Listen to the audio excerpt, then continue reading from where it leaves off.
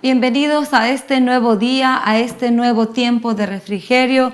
Así dice el Señor, donde la garantía de este tiempo de refrigerio siempre será una palabra de bendición que bendecirá tu alma, tu cuerpo y tu espíritu. Y una palabra de bendición no necesariamente quiere decir que Dios te va a bendecir con cosas que tú deseas en tu corazón.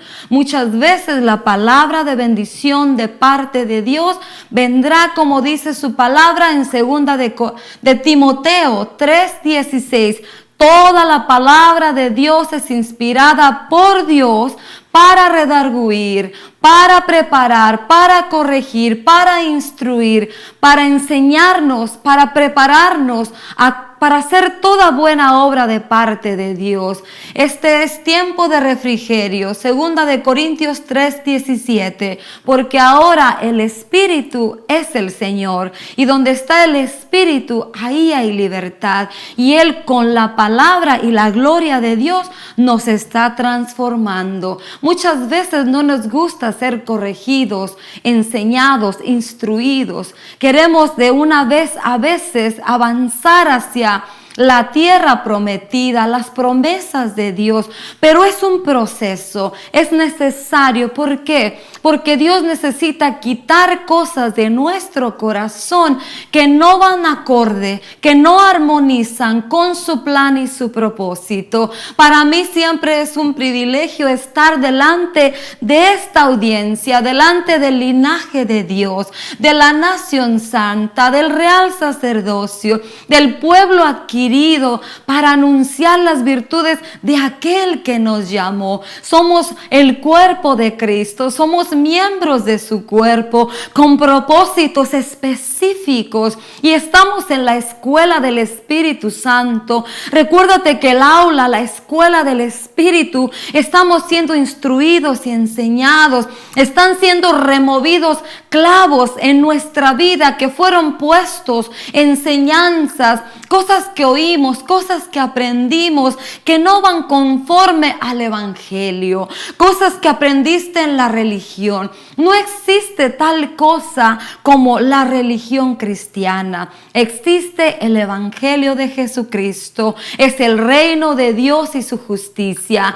Es la gracia de Dios. Es la misericordia. Es que por los méritos de la cruz del Calvario ahora tenemos acceso. Podemos tomar, disfrutar, administrar todas las cosas que Dios nos ha ofrecido, beneficios por medio del sacrificio.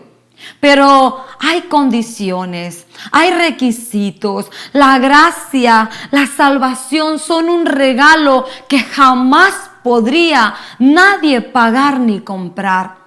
Pero de ahí en adelante, avanzando hacia la madurez, avanzando en el conocimiento de Dios, hay requisitos. Y la palabra de Dios en este día para tu vida y para mi vida, así dice el Señor, es Juan 15.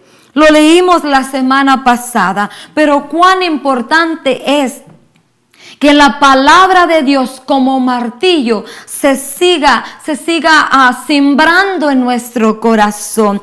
Yo soy la vid verdadera y mi Padre es el labrador, y toda rama que en mí no da fruto la corta, pero toda rama que da fruto la poda para que dé más fruto todavía. Muchas veces no nos gusta ver un rosal pelón, sin ramas. Solamente queda aparentemente el tallo, pero pasan los días y ese rosal que fue podado para que llevara más rosas y sacara la hermosura aún más fuera incrementada del fruto del rosal. ¿Cuál es el fruto del rosal? El fruto del rosal son rosas de diferentes colores, pero cuando está podado no se mira muy hermoso. Pero cuando empieza a florecer, empieza a dar su fruto perfecto. ¿Cómo miras una rosa roja, amarilla, rosada, blanca, de tantos colores. ¿Cómo la miras? ¡Wow! De algo que no era tan hermoso, sale algo hermoso. Así es tu vida y mi vida. Y creo que Dios, eso es lo que está haciendo en este tiempo. Con su palabra, que es martillo, con su palabra, que es fuego, con su palabra, que es como una espada, viva, eficaz, más cortante, penetra hasta lo profundo de nuestro ser y está separando, está quitando aquellas cosas de la naturaleza vieja, de la naturaleza pecaminosa. ¿Para qué? Para establecer, para crecer, para cimentar, para fundamentarnos aún cada día más en su realidad. Una realidad de un reino que no tiene nada que ver con las cosas que nuestros ojos naturales ven. Por eso Colosenses capítulo 3 dice, ahora habemos muerto con Cristo, también resucitamos con Él a una nueva vida en Cristo. Poned vuestros ojos, vuestra mirada en las cosas de arriba, en las eternas, en las permanentes, en las que jamás perecerán. ¿Y por qué te cuento todo esto? ¿Y por qué empiezo con esta introducción? Porque la palabra de Dios toda la semana en mi corazón y para tu corazón. Juan capítulo 15. Yo soy la vid, mi padre es el labrador. Y más adelante tú vas a leer y dice, permaneced en mí. Permaneced en mi amor, permaneced en mis mandamientos, permaneced en mi palabra. Eso era lo que Dios me hablaba. Y me decía, vas a abrir. Con así dice el Señor, yo soy la vid, vosotros sois las ramas. Y Dios está podando nuestra vida. Pero aún en el medio de la prueba, de la lucha, de la tribulación, de la angustia, de la perplejidad, hermano y hermana, de todo lo que te rodea, circunstancias que no entiendes, dice el Señor, permanece y aliméntate de la savia de la vid verdadera. La savia de la vid verdadera te va a ayudar a permanecer, a sostenerte, a mantenerte mientras pasas el tiempo de lucha, de prueba, de tribulación, de angustia, de perplejidad que en este momento estás pasando. Cuando pases, vas a empezar a ver el fruto. Lo que ahora no ves, Dios durante el proceso va a derramar colirios sobre tus ojos para que cuando pases el tiempo que estás pasando, vas a ver cómo tu jardín empieza a ser hermoseado por el fruto de Dios. Rosas.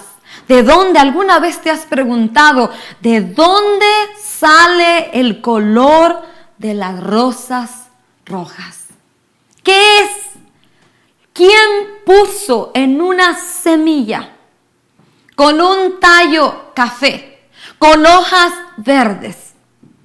Después de eso salen rosas rojas, amarillas, rosadas, blancas. ¿Cómo? ¿Dónde? Es simple y sencillamente Génesis 1, la creación de Dios. Dios con su palabra hermoseó todas las cosas, creó todas las cosas. Su palabra hizo que el caos y el desorden, la vaciez fuera llenada, el desorden fuera ordenado, el caos fuera transformado. Así es tu vida y mi vida. Estamos en las manos del Dios de misericordia, del Dios de amor, del Dios de compasión, del Dios fiel, del verdadero, del que ama tu alma y ama mi alma, porque Él es tu creador, Él es tu Señor. Los ojos de la misericordia se han puesto sobre tu vida y sobre mi vida. Por tanto, no desperdiciemos la oportunidad. Su palabra dice, aquellos que han probado la bondad del Señor, no retrocedan, porque el que retrocede no agradará a mi alma, lo dice el libro de Hebreos.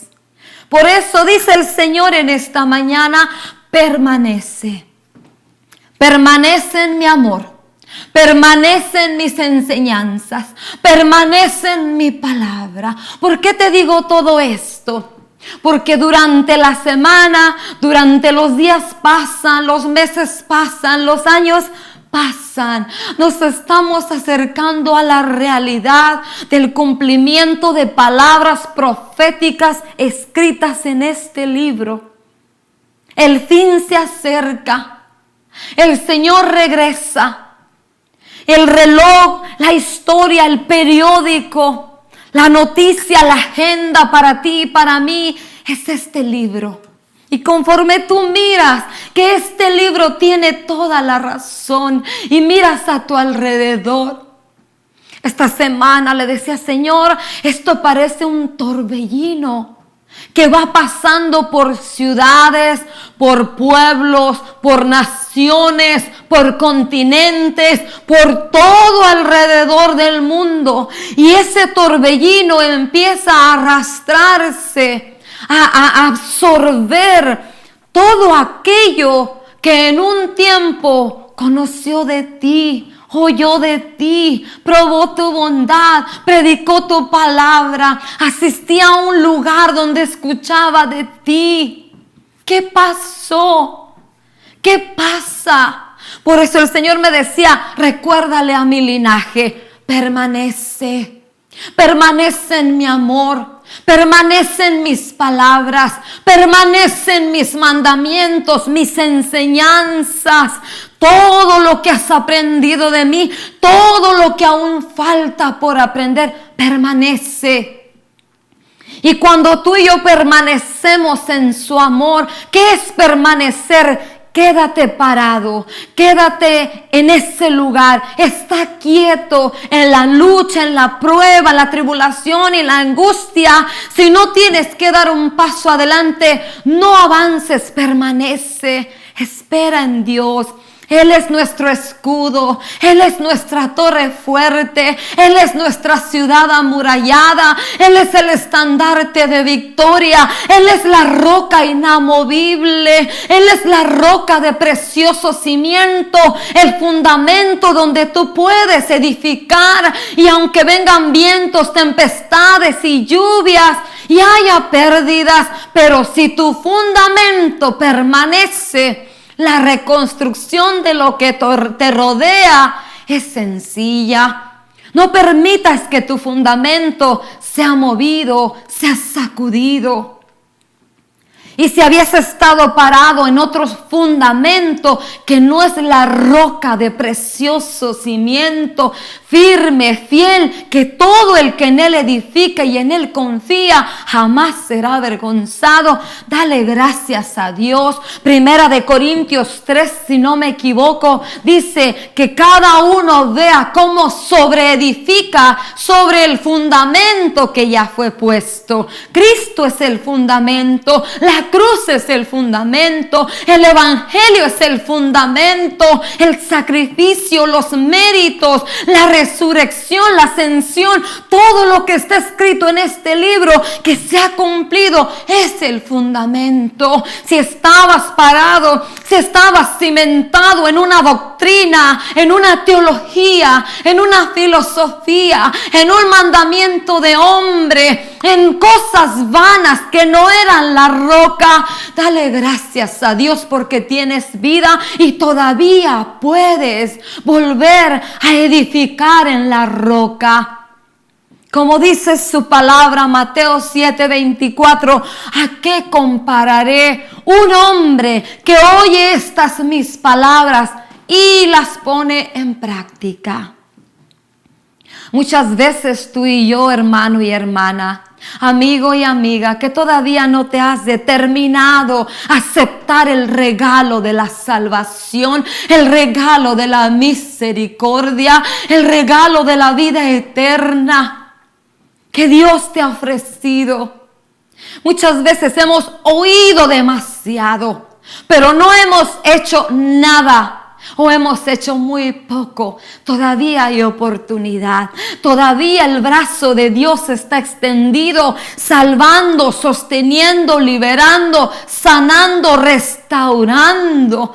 No te des por vencido. Vuelve a empezar. Edifica sobre la roca. Oye las palabras o las palabras que ya has oído y ya están en tu corazón verdaderas. Empieza a ponerlas por obra. ¿Por qué te comparto todo esto?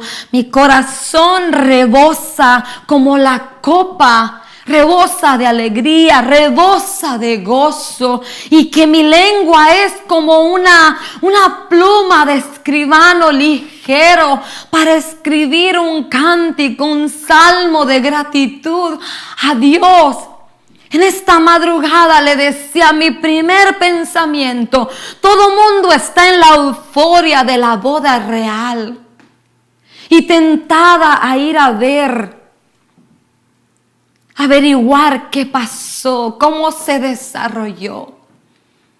Estoy como en una balanza y el Espíritu Santo me confronta y me dice, ¿qué es más importante para ti? ¿Un conocimiento de algo terrenal? ¿O un conocimiento añadido con mi entendimiento de que hoy en este día, mayo 19 del 2018, las misericordias de Dios son nuevas para tu vida? De que las dádivas de Dios para tu vida, tu casa y tu descendencia hoy se derraman de una manera sobreabundante. ¿Cuáles son las dádivas de Dios? Éxodo 34. Dios compasivo, Dios clemente, Dios fiel, Dios misericordioso, con un amor eterno y un amor que no cambia. ¿Qué es más importante? Le decía, Señor, tus misericordias, tus buenas dádivas para mi vida en este día tienen un valor más supremo que cualquier noticia de esta tierra. Le decía, Señor, gracias. Gracias porque tú eres fiel y permanecerás fiel, porque tú eres mi escudo, porque tú eres mi ciudad amurallada, porque tú eres mi alto refugio, tú eres el que me defiende, tú eres el que va delante de mí y tú eres el que guarda mi retaguardia, tú eres el que va delante de mí como guerrero victorioso, destruyendo las cosas que veo y aún de las que no veo. El mundo espiritual, hermano y hermana, es real, es palpable, es más real que lo que tú ves. Por eso, cuando meditaba en el remolino, cuánta gente que no está parada en la roca, que no permanece. Cada día es de permanecer. Todavía no lo conocemos todo. Todavía no hemos comprendido a cabalidad, a perfección, la realidad de lo que dice Juan 3:17. Perdón, es Juan 17:3. Esta es la vida eterna, que te conozcan a ti, el Dios verdadero, y a quien tú enviaste.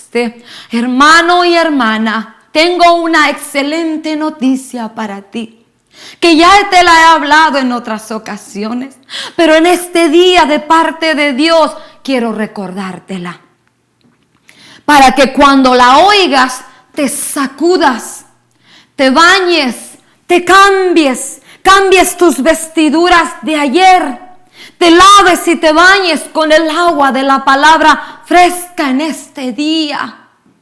Quiero decirte, Juan 17:3, que te conozcan a ti y a quien tú enviaste. No vas a terminar de conocer al Padre y al Hijo hasta el último día que respires en esta tierra. Después de que termines de respirar en esta tierra, vas a ir a otra escuela, a la escuela del Hijo. Fuimos enseñados en un tiempo por el Padre antes de venir aquí. Pero ahora este proceso, el Espíritu Santo nos está conduciendo al verdadero camino, a la verdadera verdad, a la verdadera vida, que es el Hijo.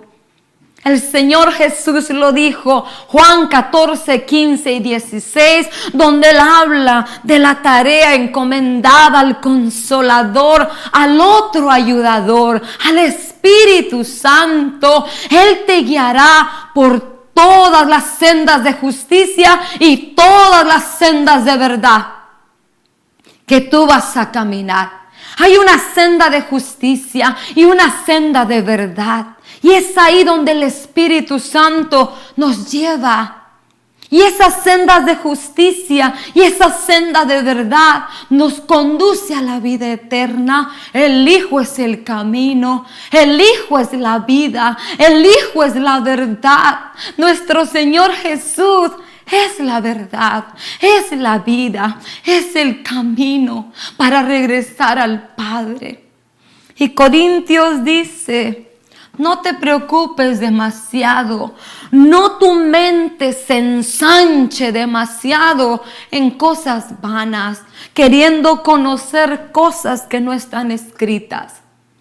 Un día, dice Corintios, yo te daré a conocer cosas que faltaron porque tú aprendieras. Y aún dijo el Señor por medio de la boca de Pablo, y el Espíritu Santo lo inspiró. Te daré a conocer cómo operan las tinieblas. No te preocupes demasiado en conocer cómo funcionan las tinieblas. Un día, el que conoce toda la verdad te dará a conocer lo que tú no aprendiste en este peregrinar. ¿Por qué te digo esto? Porque pareciera como que falsas doctrinas, falsas enseñanzas, religiones, sectas están en este remolino absorbiendo a muchos que un día probaron la bondad de Dios. Pero tú permanece, aliméntate de la savia, de la vid verdadera. Sigue succionando las sanas palabras, la sana doctrina. ¿Qué es la sana doctrina? Lo hemos venido hablando Mateo 4, 5, 6 y 7. Y lo hemos venido revisando 8, 9, 10. Son las palabras del maestro de maestros. Las palabras del profeta de profetas. Las palabras del pastor de pastores, que nadie le quitó su vida. Él puso su vida por las ovejas de tu hermano mayor. Esas son las sanas palabras, esa es la sana doctrina. Pero necesitamos alimentarnos de la savia de la vid verdadera. Y continúa diciendo Juan capítulo 15, así como ninguna rama, 15:3, ustedes ya están limpios por la palabra que les he comunicado. Versículo 4, permanezcan en mí y yo permaneceré en ustedes. Así como ninguna rama puede dar fruto por sí misma, sino que tiene que permanecer en la vid, así tampoco ustedes pueden dar fruto si no permanecen en mí. Yo soy la vid y ustedes las ramas. El que permanece en mí como yo en él, dará mucho fruto, Separados de mí, no pueden ustedes hacer nada. El que no permanece en mí es desechado y se seca. Como las ramas que se recogen, se arrojan al fuego y se queman. Si permanecen en mí y mis palabras permanecen en ustedes, pidan lo que quieran y se les concederá. Mi Padre es glorificado cuando ustedes dan mucho fruto y muestran así que son mis discípulos. Así como el Padre me ha amado, 15:9, a mí también yo los he amado. A ustedes, permanezcan en mi amor. Si obedecen mis mandamientos, permanecerán en mi amor. Así como yo he obedecido los mandamientos de mi Padre y permanezco en su amor. Les he dicho esto para que tengan mi alegría y así su alegría sea completa. Este es mi mandamiento, que se amen los unos a los otros como yo los he amado. Cuando medito en todas estas palabras, en todas estas cosas que están en mi corazón, y estoy segura que también están en tu corazón, y están escritas. Las tienes en tu corazón porque las has oído, y las tienes en tu corazón porque tus ojos las han leído. Cuando medito en todo esto y veo a mi alrededor, y regreso y veo nuevamente en el capítulo donde estamos, Mateo capítulo 11. Miro la vida, la perplejidad. La palabra del Señor no habla qué fue lo que le sucedió a Juan el Bautista. Pero como tú y como yo, quizá fue un momento de debilidad y de perplejidad. Porque tú como hijo de Dios, yo como hija de Dios, tú como discípulo de Dios y yo como discípula de Dios, como embajadores, como testigos y como siervos de Dios que somos, estamos convencidos de que Dios está de nuestro lado, está a nuestro favor. Hemos tenido una experiencia genuina y hemos caminado experimentando la palabra, las promesas, los propósitos de Dios, el proceso de Dios en nuestra vida. Lo hemos experimentado. Aquellos que somos genuinos, aquellos que la gracia, el regalo inmerecido de Dios ha hecho una transformación, un cambio, un giro de 180 grados, que allá no hacemos lo que hacíamos, que se nos ha dado un corazón de carne, donde ahora los mandamientos de Dios están escritos, que hemos experimentado al Espíritu Santo habitando dentro de nosotros, al querer hacer lo que antes hacíamos, al querer hacer lo que otros hacen. Hay algo dentro de nosotros. Es como un semáforo que te marca luz amarilla, luz roja. Eso no es de Dios. Ese camino no te lleva a un buen final. Esta senda no te lleva a un buen resultado. Los que hemos experimentado y continuamos experimentando eso, no va a faltar ese momento de perplejidad, de debilidad, como la tuvo nuestro hermano Juan el Bautista. Su palabra dice del Señor en Mateo capítulo 11, Juan el Bautista sabía quién él era. Juan el Bautista sabía el propósito y el plan de Dios para su vida.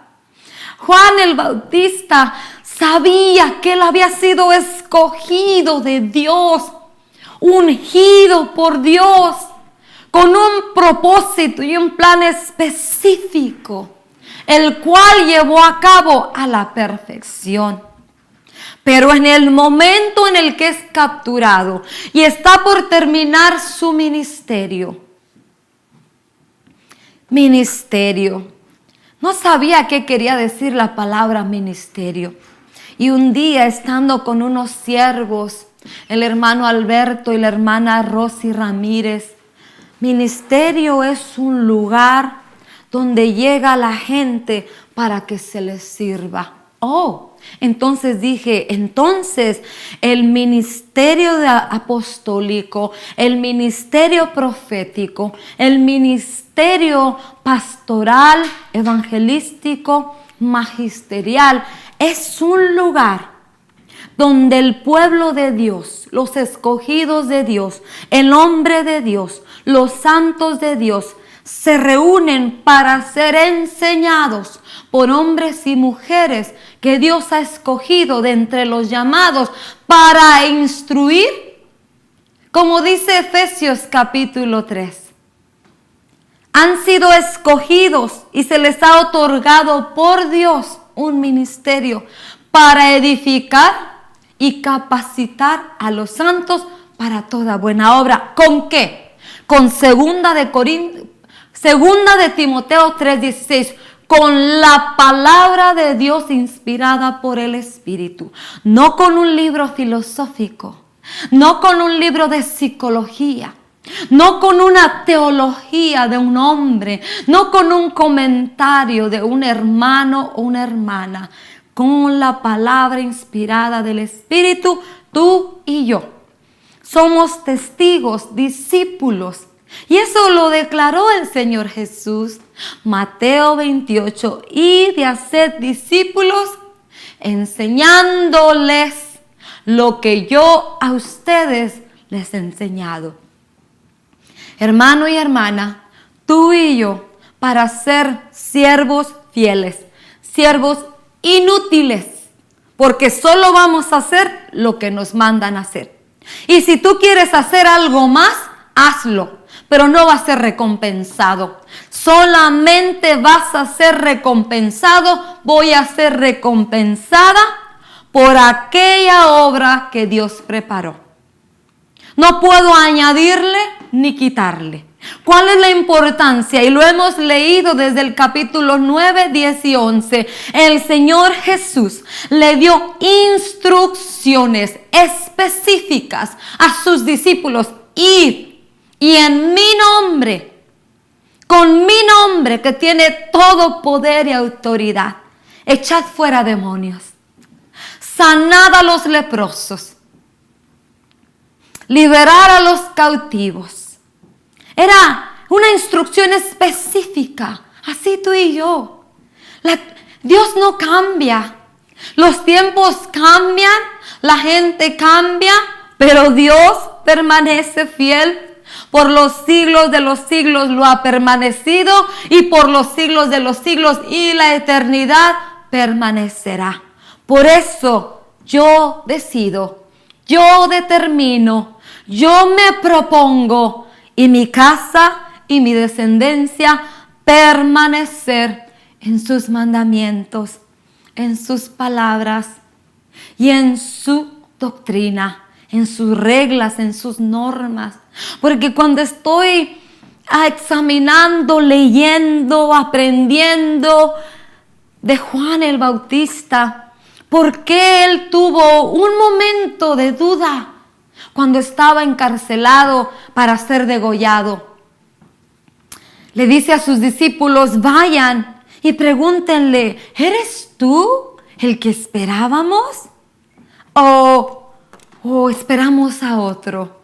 Vayamos a leerlo, porque es impresionante cómo eran 99 evidencias verdaderas. Le faltaba una. Le faltaba creer que su tiempo había terminado y que ahora era tiempo de que el Cordero, aquel que él señaló, el Cordero de Dios que quita el pecado, aquel que no solo los bautizará con espíritu y agua, sino él los bautizará con espíritu y con fuego. Había llegado su tiempo y él tenía que moverse del escenario. Su participación en la historia divina había terminado. Pero le llega este momento porque él quizá pensó, bueno, como he servido a Dios, como él sabe quién yo soy, a lo mejor él me va a librar. Y no fue así. Quizá llegó ese momentito de debilidad en su carne, 1%. Y él pensaba que quizá se iba a retirar y ahora el Señor, qué sé yo, todas las cosas que se abruman en nuestra vida, porque nuestro hermano Juan el Bautista era como tú y como yo, de carne y de hueso, un hombre ungido, un hombre escogido. Muchas veces hablamos de él de una manera molesta, despectiva, decimos que era religioso, que era legalista. No, él simplemente vino a cumplir un trabajo determinado, un plan predispuesto desde antes de la fundación del mundo, con un mensaje que conviccionaba, que penetraba hasta el tuétano del hueso, porque muchos fariseos eran compungidos por el mensaje de Juan. Quizá no eran plenamente convertidos, porque iban a bautizarse. Y Juan, con esa llenura del Espíritu Santo y ese discernimiento de Dios, les decía: camada de víboras, ¿quién les enseñó a huir de la ira venidera? Él sabía que era el temor lo que los llevaba al bautizo, no era una convicción de pecado. Nadie como Juan el Bautista. El Señor Jesús lo honró de tal manera. Eso es lo que me impresiona y me impacta. El Señor Jesús, Dios, el Hijo de Dios, tu Salvador y mi Salvador, tu Redentor y mi Redentor, tu Señor y tu Dios, honrando a un humano. Nadie como Él. Todo hombre nacido de mujer, no ha habido ninguno. Dios, el Padre, le dio una honra a Moisés. No ha habido otro profeta como Moisés en el tiempo de él. Cada uno tenemos un plan específico, un propósito específico, y todos somos valiosos. Todos somos importantes. Todos somos necesarios. Somos miembros del cuerpo de Cristo, y dice que los miembros del cuerpo, una mano no le puede decir a la otra: no te necesito. Un pie al otro pie, un ojo a otro ojo. ¿Cómo estamos tú y yo como iglesia de Cristo, como miembros del cuerpo de Cristo, pensando? ¿Estamos pensando como nuestra cabeza, que es Cristo?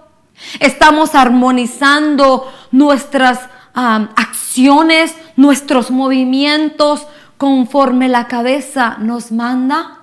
Cristo es la cabeza de la iglesia. Cristo es la cabeza del cuerpo. La iglesia es su cuerpo. Cuando medito en todas estas cosas y veo a mi alrededor, y Dios examina mi corazón, y Dios está quitando de mi corazón, podando, limpiando cosas que yo creía que así era y no eran así. Y determino decirle: Señor, esto pareciera que es más sencillo de lo que yo pensaba. En realidad así es. Y veo que hacemos campañas, y veo que hacemos reuniones, retiros, ¿qué hacemos? Discipulados, hacemos tantas cosas, y el evangelio se resume en esto: conocerán que son la identidad tuya, y mi identidad se resume en dos cosas, hermano y hermana. ¿Cómo conocerán que son mis discípulos? En que se aman y en que son uno. Juan 17. Pero para esto hay algo antecedido a eso. Yo tengo que conocer el amor de Dios. Tengo que conocer los mandamientos de Dios para mi vida. Primeramente para mi vida. Soy una piedra viva que estoy siendo trabajada por la palabra, por el martillo de la palabra. Soy como una, soy como, mi fe es como algo líquido que está siendo como el oro, dice, vuestra fe es más preciosa que el oro. Y el oro se purifica con fuego. Estoy siendo trabajada. Estoy siendo pulida. Estoy siendo enseñada, instruida, corregida por el Espíritu, en el amor de Dios, en los mandamientos de Dios, en su palabra, para como piedra viva encajar en el edificio que Dios está preparando, que es su iglesia. Por eso cuando estoy leyendo Mateo 11, la honra que el Señor Jesús le dio a Juan. Juan, aquí termina una jornada, un tiempo. Ahora, dice el Señor Jesús. Vamos a Mateo capítulo 11 y con esto te voy a dejar para que lo medites en tu corazón una y otra vez. Y cuando lo meditas, tú dejas que el Espíritu Santo quite de ti lo mal aprendido, lo mal enseñado, esos clavos que dice Eclesiastés, que las palabras de un maestro son como clavos bien clavados. ¿Cuántos clavos teníamos que la religión cristiana, que no existe? Bueno, existe para el mundo y existe para el religioso, pero no para este libro. Este libro solo habla del Evangelio de Jesucristo. Este libro habla de la iglesia de Cristo. Este libro habla del pueblo de Dios. Este libro habla no de una religión. Dios le dijo a Israel: aborrezco tus sacrificios. Aborrezco la reverencia que le tienes a las festividades que yo te dejé que eran buenas. Las aborrezco ahora. ¿Por qué? Porque las convirtieron en un ritual, en algo externo, pero su corazón estaba lleno de maldad, lleno de perversidad. Ayunaban, oraban, traían ofrendas un día al año, pero su corazón 364 días estaba lleno de maldad. Ahora la dispensación de la gracia, del regalo inmerecido, del sacrificio de Cristo, es el corazón. Todas las cosas son buenas. No podemos dejar de hacer aquello, pero tampoco podemos dejar de hacer esto, limpiar nuestro corazón. No podemos dejar de llevar ofrendas, dar sacrificios de alabanza a Dios. No podemos. Es un conjunto. Pero lo supremo es el corazón. La mejor ofrenda que tú y yo le podemos llevar a Dios no es una obra. No lo vamos a maravillar con una obra. No lo vamos a maravillar con una ofrenda monetaria. Lo vamos a maravillar con un corazón limpio, sincero, que le cree y confía en Él. Mateo capítulo 11 dice el Señor hablando acerca de Juan el Bautista. Versículo 11:11. Les aseguro que entre los mortales no se ha levantado nadie más grande que Juan el Bautista. Sin embargo, ahora, es como decir, pero ahora en el reino de Dios, en el Evangelio, en el tiempo de la gracia, en el tiempo a partir de mí, es como decir, sin embargo, pero ahora, pero de hoy en adelante, dice el Señor Jesús, las palabras del maestro de maestros y del profeta de profetas. Dice, sin embargo, el más pequeño en el reino de los cielos es más grande que él. Yo tengo que tener una condición de humildad, de mansedumbre, mansos, humildes, de corazón, como dijo el Señor Jesús, delante de Él, recordándote que a Dios nadie lo engaña. No es una apariencia de humildad, no es una apariencia de un corazón sencillo, no, es una actitud sincera del corazón. Dice, ahora el rey, dice, desde los días de Juan el Bautista hasta ahora, el reino de los cielos ha venido avanzando contra viento y marea, y los que se esfuerzan logran aferrarse a él, porque todos los profetas y la ley profetizaron hasta Juan. Y si quieren aceptar mi palabra, Juan es el Elías que había de venir. El que tenga oídos para oír, que oiga lo que el Espíritu habla a su pueblo. Cuando estoy en esta meditación de esto, empieza la jornada nueva. Ya Dios, el Señor Jesús ya venía ajustando lo que la ley decía. Como dice, oíste que fue dicho, ojo por ojo y diente por diente, pero ahora Él venía estableciendo lo verdadero, porque los fariseos, los saduceos y los escribas, aquellos hombres responsables de hablar la palabra de Dios, la verdad de Dios, la habían distorsionado. Y el Señor Jesús, cuando Él empieza a enseñar, a instruir, empieza a ajustar, empieza a quitar lo que no quiso decir Dios y empieza a establecer la verdadera interpretación de las palabras del Padre. ¿No es eso una alegría para ti? ¿No es eso un gozo para ti? Cuando tú y yo meditamos en que el Maestro de Maestros y el intérprete de intérpretes, que es el Espíritu Santo, es tu ayudador. ¿No te da alegría, no te da gozo pensar, no puedo tener pérdida? No voy a tener pérdida en mi camino de regreso a casa. ¿Por qué? Porque todas aquellas cosas que había aprendido mal están siendo desechadas. Y todas las que no había aprendido bien están siendo corregidas. Y todas las que todavía me faltan por aprender, tengo al Maestro de Maestros, el Espíritu Santo, el Consolador, el Ayudador, el que te enseñará, dijo el Señor Jesús. Él te enseñará, te guiará, te instruirá, te recordará, te hará saber lo que tú y yo todavía no conocemos.